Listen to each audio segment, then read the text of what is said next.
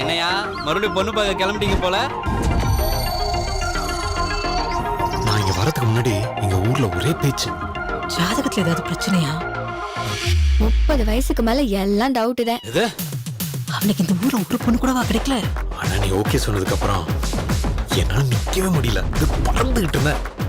கருப்பு சாரியில மட்டும் இல்ல, இந்த வாடமல்லி சேலையிலும் ரொம்ப அழகா இருக்கு. வாடாமல்லியா? நான் தான் சொன்னேன்ல, இந்த சம்பந்தம் கண்டிப்பா அமைஞ்சிரும்னு.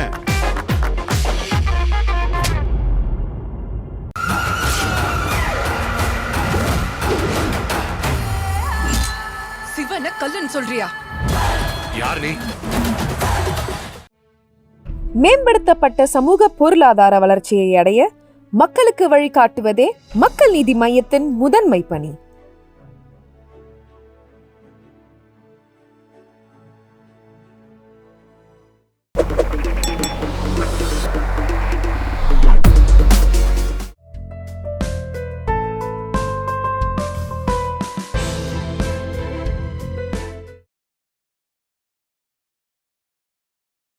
நாளைக்கு ஷூட்டிங் இன்னைக்கு 100 பேருக்கு அவங்க டச்சில் ஒரு எல்லாரையும் திருப்பி அனுப்புகிற மாதிரி சுச்சுவேஷன். நாளைக்கு ஷூட்டிங் நடக்குமா இல்லையா இப்படி ஒரு கொஸ்டின் மார்க். ஐஸ்வர்யா வரணும். எல்லாம் வந்துட்டாங்க சார், எல்லாம் வந்துட்டாங்க, எல்லாம் அகாமடேட் ஆகிட்டாங்க. நாளைக்கு காலையில் ஷூட்டிங் இருக்கான்னு டிசைட் பண்ணணும். மெஸ்ஸு ப்ரொடக்ஷன் செட்டு திருப்பி அனுப்பணும். என்ன பண்ணுறதுன்னு தெரியல. திருப்பி இவங்க வரணும்னா திருப்பி ஒரு 100 பேருக்கு இந்த 3000 rupees பர் ஹெட் செக் பண்ணி அது வந்து it will take 1 or 2 days.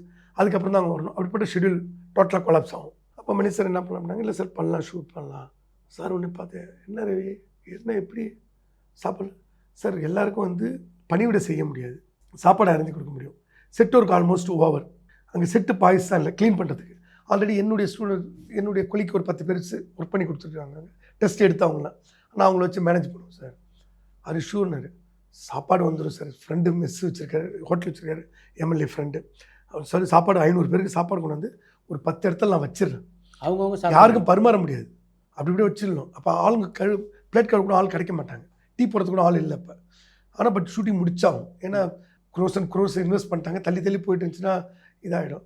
அது ஷூர். நாங்கள் ஷூர் சொன்னோன்னா ஹோட்டலில் போய் நைட்டாக பேசி 500 பேருக்கு சாப்பாடு ஒரு 10 பக்கம் பிரிக்க சொல்லிட்டு ஷூட்டிங் போயிட்டுருக்கு. நல்ல விதமாக போயிட்டுருக்கு. என்ன ஆல்ரெடி அரேஞ்ச் பண்ணிட்டாங்க. லைட்ஸ் ஷூட்டிங் போயிட்டுருக்கு. ஏன்னா தண்ணி கூட கொடுக்க முடியாது, தண்ணி கூட தவிப்பாங்க. நான் பாவமாக இருக்கு, ஏன்னா மேன் பவர் அவ்வளோ கம்மி என்கிட்ட. அங்கே வச்சுருவோம், என்ன ஓடி போய் தண்ணி குடிச்சிட்டு தான் வரணும். யாருக்காக இருந்தாலும் அவசரத்துக்கு மனுஷராக இருந்தாலும் தண்ணி போய் தான் குடிச்சிட்டு வரணும். அந்தமாரி ஒரு சுச்சுவேஷனில் ஒரு 4 நாள் ஷூட் பண்ணோம். அப்புறம் கொஞ்சம் பிடிச்ச லாஸ்ட் மினிட்ல கொஞ்சம் பேர் வந்தாங்க. அந்த 7 days வந்து A to Z Mani sir கூடயே நின்று பண்ணி கொடுத்தேன். லாஸ்ட் டே மணி சார் என்ன பண்ணாங்கன்னா தோளில் கையை போட்டு த்ரூ அவுட் இந்தியா ஃபுல்லாக ஷூட் போக வேண்டியிருக்கும், நீ என் கூட ட்ராவல் ஆகுனாங்க. அன்றைக்கி ஒரு அவார்டு அன்றைக்கி ஆங்கிலிட்ட ஒரு ஆஸ்கர் ஆகணும், சார்ட்டு ஒரு நேஷனல் அவார்டு வாங்கிட்டோம். நம்ம லைஃபோட ஒரு அச்சீவ்மெண்ட் இருக்குல்ல சார், என்கோர் ஒன்று இருக்குல்ல, அந்த என்கோர் அன்றைக்கி நான் பார்த்துக்கிட்டேன். ஏன்னா இப்போ போய் இங்கே ஒரு அவார்டு வாங்குறதுல எனக்கு ஒன்றும் பெருசு கிடையாது. மணிரத்னம் சார் அவங்க வந்து இந்த வார்த்தையை சொல்கிறது. யார் யாரெல்லாம் அந்த படப்பிடிப்பில் கலந்துக்கிட்டாங்க அப்போ? டோட்டல் ஐஸ்வர்யா ராய் ப்ளஸ் மணி சார், ஜெயம் ரவி, பிரபு சார். பிரபு சார் இங்கே நின்றுட்டு இருந்தாங்க. என்ன ஆயிடுச்சுன்னா இப்படி கேமரா வச்சுட்டாங்க, ஜெயம் ரவி குதிரையில் வரணும். அந்த லாஸ்ட்டில் பார்த்தீங்கன்னா ஒரு 50 பேர் வந்து குளிச்சிட்டு இருக்காங்க.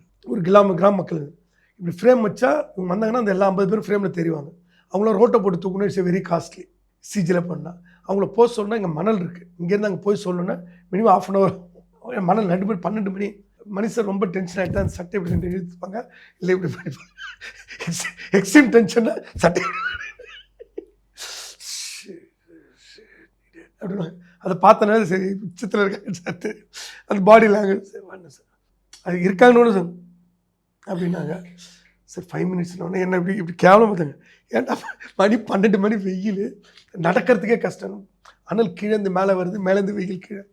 நான் ஒன்று டக்குன்னு பக்கத்தில் ஒரு ஃபைட்டர் இருந்தார், அவனை கீழே சில குதிரை எடுத்துகிட்டு ஃபாஸ்ட்டாக போய் எல்லாம் ஒதுங்க கத்திட்டு போய் எல்லாம் ஒதுக்கிட்டு அங்கே ஒருத்தர் நிற்க சொல்லிட்டு சார் 5 minutes பண்ணுறது. அப்படியே பார்த்துரு, உனக்கு என்ன தானே தெரியாது, கார் ஓட்டுற, வண்டி ஓட்டுற, குதிரை ஓட்டுற, மாட்டு வண்டி ஓட்டுற, எல்லாம் ஓட்டுறேன். ஸோ அந்த மாதிரி ஒரு இனம் புரியாத பாண்டிங் சார். அப்படியே கூப்பிட்டு போயிட்டாங்க. அப்புறம் மகேஸ்வரில் அதுமாதிரி தான் குவாலியர் ஷூட்டிங் பர்மிஷன் கொஞ்சம் இஷ்யூ ஆகிடுச்சு. அப்புறம் சென்ட்ரல் கவர்மெண்ட் மினிஸ்ட்ரிகிட்ட சொல்லி ஒரே நாளில் குவாலியர் பர்மிஷன்லாம் வாங்கி கொடுத்து. பாண்டிச்சேரி உங்களுக்கு பழக்கம், மற்ற ஊர்லலாம் எப்படி சமாளிச்சு? சார் நான் வந்து இதில் இருக்கேன், பிஜேபியில் இருக்கேன். சென்ட்ரல் கவர்மெண்ட் மினிஸ்டர்ஸ் பழக்கம், அங்கே Arjun Meghwal plus home ministers எல்லாம் பழக்கம். அவங்ககிட்ட சொல்லி மினிஸ்டர்கிட்ட சொல்லி அவர் அங்கே பர்மிஷன் கொடுக்குறவர் போபாலில் இருந்தார். அவர் உடனே குவாலியர் வர சொல்லி வித்தவுட் பர்மிஷன் நாங்கள் ஷூட் பண்ணிட்டு இருந்தோம். அவர் வந்து 2 days கழிச்சு பர்மிஷன் கொடுத்தாரு. அருமை. இந்த பொன்னியின் செல்வன் படப்பிடிப்பை பக்கத்துல இருந்து பார்த்தபோது என்ன தோணுச்சு ரவிக்கு? ஒரு சொர்க்கத்தில் வேலை செய்கிற மாதிரி இருந்துச்சு. ஆ, ஹெவனில் இருந்த ஒரு ஒர்க் பண்ண ஒரு ஃபீலிங் இருக்கும்ல, இந்த தேவதைகள் கூட போயிட்டு தேவதைகள் கூட போயிட்டு கடவுள் கூட சுற்றிட்டு டோட்டலாக வந்து ஐ எம் ஃப்ளையிங். ம், அது இந்த பிறவி எடுத்ததுக்கான ஒரு பலனை ஒரு நிமிடம் ஒரு செகண்ட் நான் அனுபவிச்சதா. அருமை. அந்த படத்தை பொறுத்த வரைக்கும் உலக அழகி ஐஸ்வர்யா ராய் முதற்கொண்டு எல்லாருமே பிரபலமான நட்சத்திரம். எப்படி அவங்கெல்லாம் பழகுவாங்க உங்ககிட்ட? சார் நம்ம எல்லாத்தையும் நார்மலாக பழகும். ரெண்டாவது நான் யார்ட்டையுமே ரொம்ப ஜெல்லாக மாட்டேன் சார். மணி சார் பக்கத்துலேயே தான் நிற்பேன். ம், மணி சார் இப்படி பார்த்தாருன்னா ஒரு கண் பார்வை வேலை செய்வேன் நான். ம், ஸோ எல்லாரும் என்ன தான் பார்த்துட்டு இருப்பாங்க, நான் யாரையும் பார்க்க மாட்டேன். ம், ஏன்னா எனக்கு சாரை மீறி ஐஸ்வர்யாயும் தெரியல, விக்ரம் சார் தெரியல, பாலாஜிசன் தெரியல. ஏன்னா அவர் கூட அவ்வளோ பாண்ட் அனுப்பிட்டு அவர் பார்த்துக்கிட்டு இந்த க்ரௌடெல்லாம் பார்த்தீங்கன்னா நான் தான் கண்ட்ரோல் பண்ணுவேன். அவங்க கேமரா செக் பண்ணுறதுக்குள்ள திருப்பி க்ரௌடை ரீஅசம்பிள் பண்ணிவிடுவேன். ம், ஃப்ரேம் பார்த்து நான் ரவிவர்மன் கூட ஒர்க் பண்ணியிருக்கேன் ஆல்ரெடி அசோசியேட்டாக. ம். லென்ஸ் போட்டால் லென்ஸ் 50 எனக்கு கேட்பேன், லென்ஸ் என்ன 50 சொல்லிட்டு அந்த 50யோட ஃப்ரேம்ஸ் எனக்கு தெரியும். நான் ரவிவர்மன் பார்க்குறப்ப கேமரா பார்க்க மாட்டேன். ரவிகேசன் ரவிவர்மன் ஒர்க் பண்ணிட்டு இருந்தப்ப ஏதோ ஒரு 30 சார் திட்டான்னு சொல்லிட்டு கடைசி வரைக்கும் கேமரா பார்க்க மாட்டார் யாரு? ரவிவர்மன். ரவிவர்மன்னா ரவிகேச்சந்திரன் ஏதோ சொல்லிட்டான்னு சொல்லிட்டு புரியுது. அந்த ரோடத்தில் கேமரா கடைசி வரைக்கும் பார்க்க முடியாது.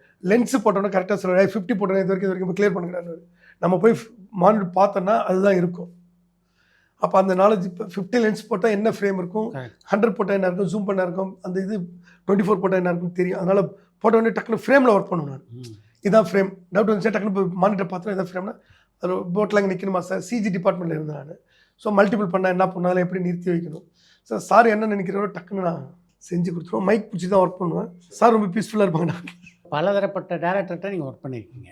அவங்களுக்கும் மணிரத்னத்துக்கும் என்ன வித்தியாசத்தை ஃபீல் பண்ணீங்க? இது எப்படின்னா சார், ஒரு கடையில் ஸ்வீட் இருக்கும், ஒரு ஜாங்கிரி இருக்கும், மைசூர் பாக்கு இருக்கும், அல்வா இருக்கும், ஒன்று ஒரு டேஸ்டிங் சார். ஒவ்வொருத்தவங்களும் ஒரு டிஃப்ரெண்ட் டைப்ஸ். ஒரு நடிகனாக எல்லாரும் கூட ஒர்க் பண்ணப்போ அதுதான் சொல்ல முடியும். பல டேரக்டர் ஒர்க் பண்ணியிருக்கீங்க. இதில் யாரோடலாம் ஒர்க் பண்ணது மறக்க முடியாது உங்களுக்கு? சங்கர் சார் கூட ஒர்க் பண்ணியிருக்கேன். சங்கர். ஆ. சங்கர் சார் கூட ஒர்க் பண்ணியிருக்கேன். ஆங்கிலி கூட ஒர்க் பண்ணதுன்னா என்னை கூப்பிட்டு போயிருந்தாங்க. தாய்வானுக்கு என்னை கூப்பிட்டு போயிட்டு ம், ஒன் டே அங்கே ஷூட்டுக்கு வந்து நான் ஃப்ளைட்டில் இறங்கி போகிறேன். அங்கே பழைய போர்ட் ஒன்று வந்து இதாக மாற்றிட்டாங்க, ஸ்விம்மிங் பூல் மாதிரி மாற்றிட்டாங்க. அந்த இதுக்காக மாற்றிருந்தாங்க. அப்போ welcome to Taiwan Mr Pandi ரவின்னாரு. அவ்வளோ பேர் க்ரௌடில். ஆங்கிலி சங்கரோட அந்த படத்தில் பண்ணியாச்சுங்க. சிவாஜி படம். அந்த பொண்ணு சனீஸ்வரன் கோயில் உள்ளே போகுதுங்க. ஆமாம். இப்போ கரெக்டாக அந்த பொண்ணை குளிக்க வச்சு 12 மணிக்கு க்ளோஸ் பண்ணி உள்ளே வச்சு எடுத்துகிட்டு 4 மணிக்கு வெளியே ம், எல்லாம் பிரம்மாண்டம் தான் சார். ரொம்ப பேச மாட்டாங்க அவங்களாம், என்ன வேணும் கரெக்டாக அது மாதிரி. ராஜமேனன் சொல்லுவார், கரெக்டாக ப்ளக்இன் பாயிண்ட்டாக உங்களுக்கு பெருசாக டென்ஷன் இருக்காது. ப்ளக்இன் மீன்ஸ் பெரிய டைரக்டர்னா நல்ல கேமராமேன், நல்ல ஸ்கிரிப்ட் ரைட்டரு, நல்ல ஆர்ட் டைரக்டரு, நல்ல ஆர்டிஸ்ட்டு, நல்ல ப்ரொடியூசர், இவங்க எல்லாத்தையும் ஃபிக்ஸ் பண்ணிட்டா தே டூன் தேர் டியூட்டி. இவங்களுக்கு வந்து டிசைடிங் அத்தாட்டி தான், எனக்கு இது வேணும் இது வேணுன்றது மட்டும்தான். ஆரம்பத்தில் பல படங்களில் முக்கியமான கதாபாத்திரங்களுக்கு கிடைச்சதா சொல்ல முடியாது. எல்லாமே சின்ன சின்ன இடங்கள், அடையாளம் தெரியாத கூட பல படங்கள் நடிச்சிருக்கீங்க. அப்போல்லாம் எப்படி இருக்கும் ரவிக்கு?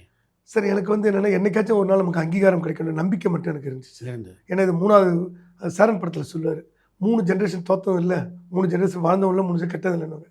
ஸோ அந்த 3வது ஜென்ரேஷனில் தெரிஞ்சிடணும் நம்பிக்கை. சில விஷயங்கள் நம்ம மனசில் வந்து ம், இருந்துக்கிட்டே இருக்கும். அதனால் கண்டிப்பாக எனக்காச்சும் ஒரு நாள் வந்து ம், நம்ம இந்த வெளி உலகத்துக்கு தெரியும், உலகம் ஃபுல்லாக தெரியுன்ற நம்பிக்கை வந்து எனக்கு 100% இருந்துச்சு. ம், அதுக்கு நம்ம உழைச்சிட்டே இருக்கு. திடீர்னு வந்து சினிமாவில் வந்து ஒரு நாள் அங்கீகாரம் கிடைச்சிருக்காங்க, ஒரு வருஷத்துக்கு அங்கீகாரம் கிடைச்சாங்க, 10 வருஷத்துக்கு அங்கீகாரம் கிடைச்சிருந்தாங்க. அது வரைக்கும் நம்ம வந்து பொறுமையாக இருக்கணும். நம்ம தகுதி வர்றப்ப நம்மளை கேமரா இப்போ சம்டைம்ஸ் என்னென்ன பெட்ஃபோனில் எங்களை ஏற்றிட்டு போவாங்க சார். ம், நான் கேமராமேன் ரவிகேசன் இருப்பேன். இப்போ என் கூட பிரதீப் நாயர்னு ஒருத்தர் இருந்தான், ம், அவன் என்னோட க்ளோஸ் ஃப்ரெண்டு. இப்போ வந்து கேரளாவில் பெரிய கேமராமேன் ஆகிட்டான். ம், அவன் வந்து நம்ம மச்சான் வண்டி இல்லையா, டேய் நம்மளுக்கு கார் அனுப்பணும், தகுதியை நம்ம வளர்த்துக்கணும். ம், சினிமாவில் நம்ம போய் கேட்கக்கூடாது. ம், சினிமாவில் நம்ம போய் கேட்டு பார்க்குறது அசிங்கம்.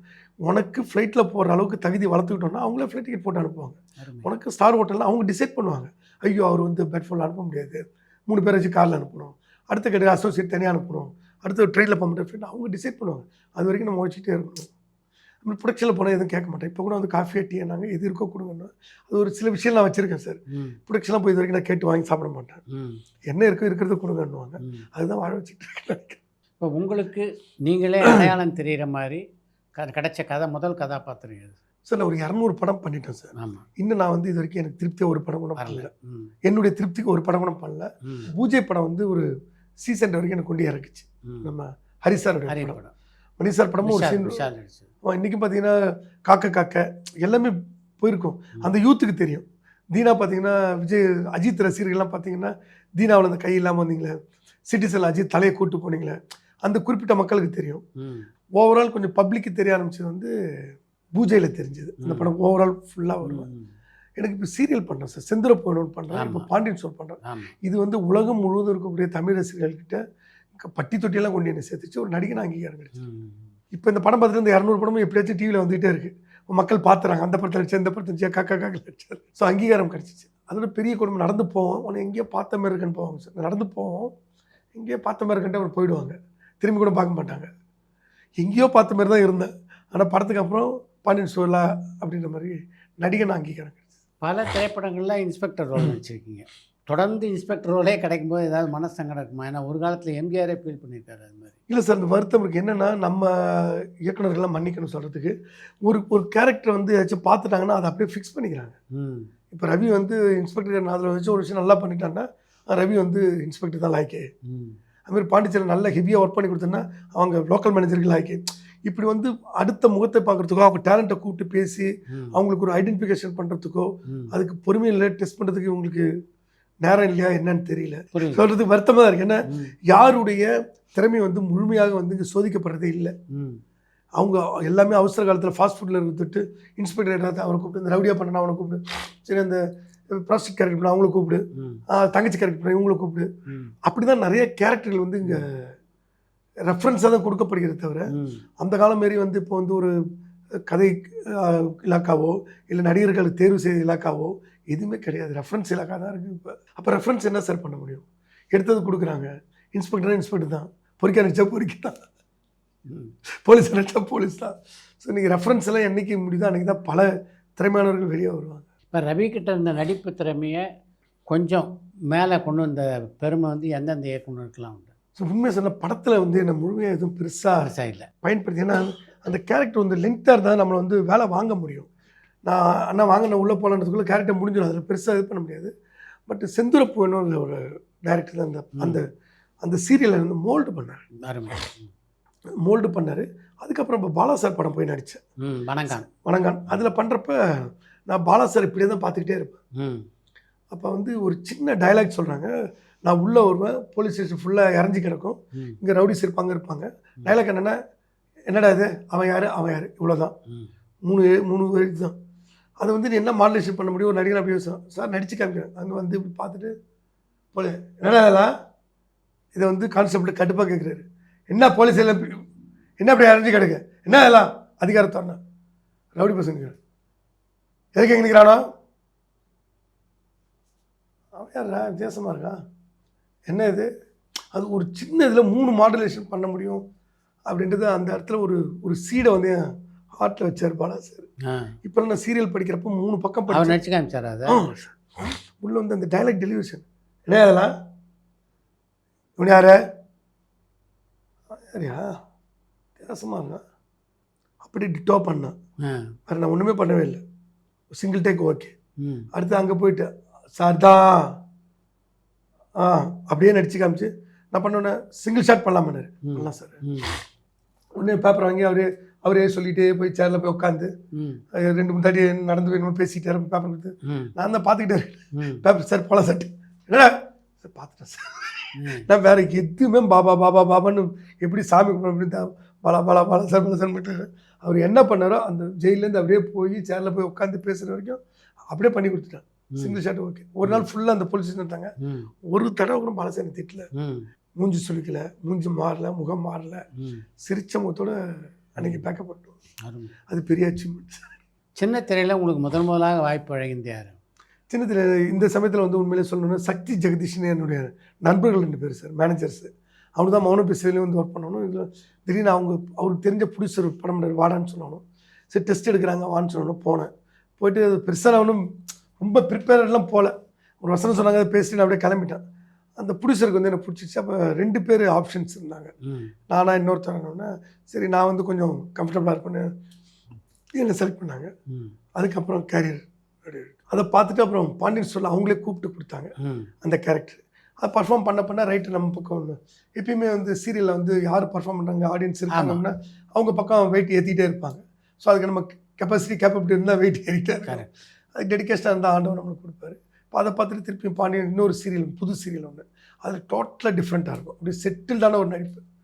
அதை நான் ஒத்துக்கிட்டுருக்கேன். அது என்ன இப்போ தான் டெஸ்ட் ஷூட் பண்ணிட்டு வந்தோம், வெரி ஹாப்பி அப்ரூவல் கொடுத்துட்டேன். நீங்கள் நடித்த சீரியல்களில் உங்களுக்கு ரொம்ப பிடிச்ச சீரியல் எது? பாண்டியன் சார் நான் பிடிச்ச ஒன்று பிடிச்சி தான் சார் பிடிக்கல செய்ய மாட்டேன் சார் நான் ஒரு சின்ன கேரக்டர் இருந்தாலும் பிச்சை எடுக்கிற கேரக்டர் இருந்தாலும் அதை நான் பிடிச்சா தான் பண்ணுவேன். அதனால எல்லாமே எனக்கு பிடிக்கும். ஏன்னா நான் பிடிக்காம ஒரு விஷயம் செய்யவே மாட்டேன். இன்னைக்கு போய் சீரியலில் நடிக்கிறதுல என்ன உங்களுக்கு ப்ளஸ்ன்னு நினைக்கிறேன்? இப்போ என்னென்னா டிவி சீரியல் வந்து நிறையா நம்மளுக்கு வந்து எக்ஸ்போஸ் பண்ணிக்கலாம், ஆஃபர்ஸ் இருக்கும். இப்போ பார்த்தீங்கன்னா சம்டைம்ஸ் எனக்கு வந்து ஒரு 18 பக்கம் டைலாக் இருக்கும். அதை நான் பேசுகிறப்ப அதை நான் உணர்ந்து பேச மோல்ட் ஆகிறேன். உணர்ந்து பேசுவேன், நானே டப்பிங் பேசுவேன். எங்கள் ஸ்டுடியோவுக்கு வர சொல்லிட்டு நான் அங்கே போய் பேச மாட்டேன், நிறுத்தி நிதானமாக பார்த்து பேசிட்டு. இப்போ வந்து அதுமாதிரி என்னோட ஓன் டைலாக்ஸ் நிறையா பேசுவேன். நான் சீரியல் பேசுகிறப்ப என்னோட ஓன் டைலாக்ஸ் வரும். ஏண்டா அறிவில்லைன்னு வரும். ஏன்டா இவ்வளோ தூரம் சொல்கிறேன்ல, அவனுக்கு மூளை இல்லை அறிவே இல்லை, திருப்பி எத்தனை சொல்கிறது அப்படி தான் கொண்டு வரணும் தவிர ஏன் அவனுக்கு அறிவில்லைன்னு கேட்க மாட்டேன். எந்த இதனாலும் கூட 4 வரி 4 வரி போட்டு அதை கேட்டால் சார் இல்லை சார் ஒருத்தனை திட்டப்ப ஃபயர் இங்கேருந்து வரும். கரெக்ட். டப்புன்னு எடுத்து அடிக்க முடியாது இல்லை. கரெக்ட். அப்போ என் தங்கச்சி வந்து இப்போ பாண்டி சின்ன வயசில் எழுத்துப்பட்டு இன்னும் அந்த ஃபயர் எனக்கு இருக்குன்றத ஒரு டைலாக்லாம் பேசிகிட்டே இருப்பேன். நான் அந்த பாண்டியன்றவர் அவர் பார்த்து பேசுகிறப்ப ஒரு டைலாக் டெலிவரி பண்ணுறப்ப என் தங்கச்சி எழுதிட்டு ஓட்டேன் அந்த ஃபயரை வந்து அந்த வார்த்தையில் நான் வந்து உள்ளே போட்டுக்கிட்டே இருப்பேன். ரமணா படத்தில் நடித்த போது எப்போது விஜயகாந்த் சந்திச்சிங்களா? நான் பார்த்துருக்கேன் சார். அந்த சீன் பார்த்தீங்கன்னா ஒரே ஷர்ட் தான். மேபி முருகேஸ்வரன் பார்த்துட்டு இருப்பாங்க. 7:30 மணிக்கு வந்து 7:45 ஃபர்ஸ்ட் ஷர்ட் நீங்கள் போகலான்ட்டு பாண்டிச்சேரியில் தான் வந்தேன்.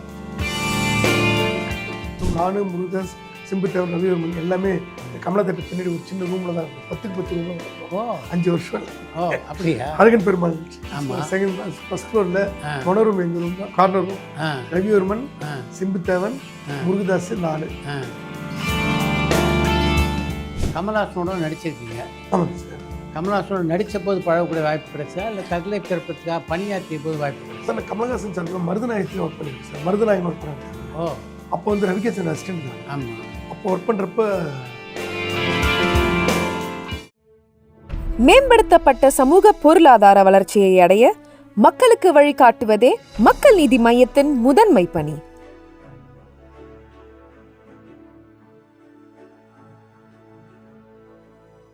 பரபரப்பான சினிமா செய்திகள், நட்சத்திரங்களின் பேட்டிகள், சினிமா வரலாறு ஆகியவற்றை பார்க்கவும் படிக்கவும் உங்களுக்கான இணையதளம் touringtalkies.co.